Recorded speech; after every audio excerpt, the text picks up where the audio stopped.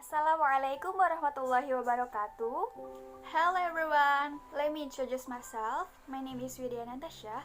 I'm part of 3A class students. In this video, I'm going to tell you about learning media presentation. Okay, to tell you more what is learning media presentation, so let's get started.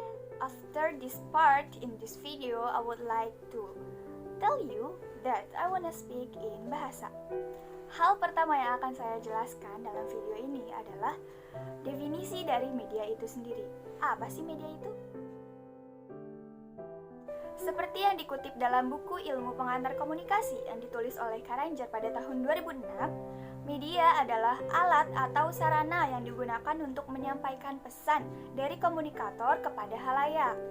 Nah, ada beberapa pakar psikologi memandang bahwa dalam berkomunikasi antar manusia, itu ada media yang paling mendominasi dalam berkomunikasi seperti panca indera manusia itu sendiri, yaitu mata dan telinga. Nah, kemudian nanti pesan-pesan yang diterima oleh mata dan telinga akan diproses oleh otak untuk mengontrol atau menentukan sikap terhadap sesuatu sebelum dinyatakan dalam sebuah tindakan. Dari definisi tersebut, dapat kita simpulkan bahwa media presentasi merupakan sebuah alat atau sarana yang digunakan untuk menyampaikan pesan dari komunikator kepada halayak dengan menggunakan bantuan alat. Nah, bantuan alat inilah yang kita sebut sebagai media presentasi. Seperti contohnya adalah Microsoft PowerPoint atau lebih dikenal dengan sebutan PPT. Kita udah sering banget bukan menggunakan PPT ini sebagai bahan media pembelajaran.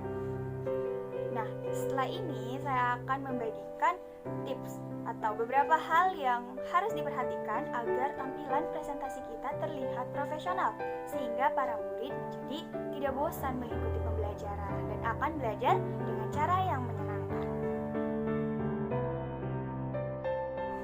Tips yang pertama adalah kekuatan slide pembuka. Ada ungkapan yang sangat legend tentang ini, yaitu don't judge a book by its cover. Tetapi memang nyatanya kita akan lebih tertarik untuk mengikuti sesuatu jika awalnya memang sudah membuat kita penasaran. Jadi untuk selanjutnya kita akan menunggu hal apa nih yang akan disajikan oleh presentator tersebut.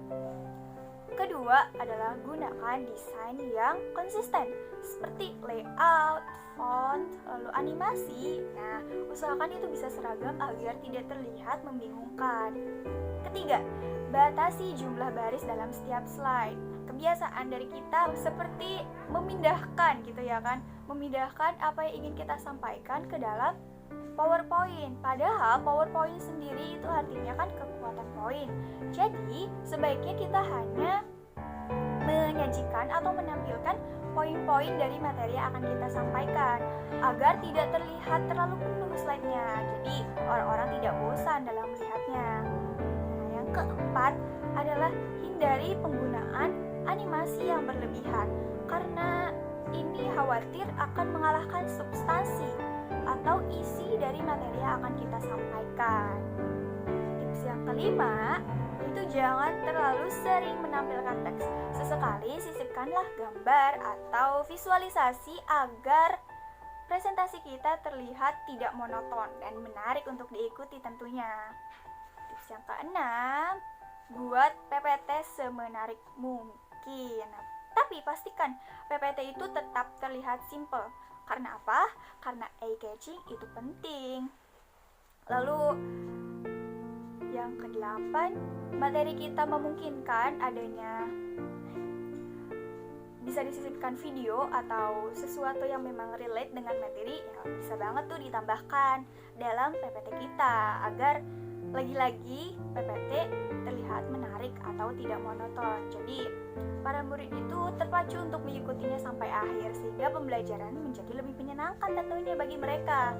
Karena secara tidak langsung mereka tuh hanya memperhatikan tapi mendapatkan ilmu di dalamnya itu adalah hak yang harus mereka dapatkan. Nah, kewajiban kita adalah untuk maksudnya kewajiban kita sebagai guru ya, kita untuk memberikan mereka pengajaran atau ilmu. Nah, jadi hak dan kewajibannya bisa seimbang. Nah, tips yang ke-9 dan mungkin ini akan menjadi poin terakhir dari tips yang akan saya bagikan adalah jika presentasi kita ini memuat suatu data atau informasi, bisa banget nih kita sajikan dalam bentuk tabel atau skema.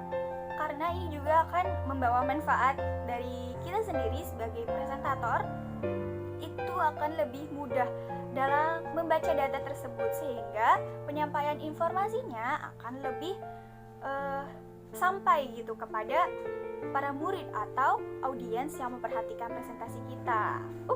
Kelupaan. Ada satu hal lagi nih yang perlu kita perhatikan agar tampilan presentasi kita terlihat lebih profesional, yaitu pilihlah penggunaan warna teks dan latar belakang yang kontras.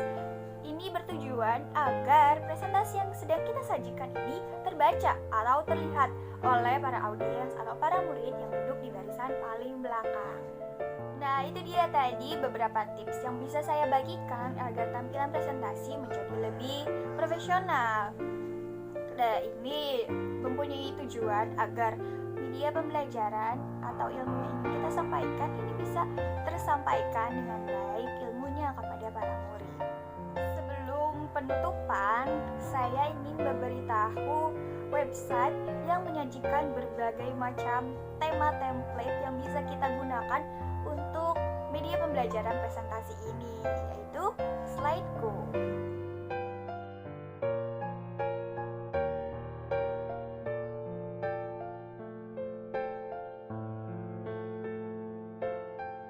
Sekian penjelasan saya mengenai topik media pembelajaran presentasi. Semoga bisa bermanfaat. Saya memohon maaf atas segala kekurangan.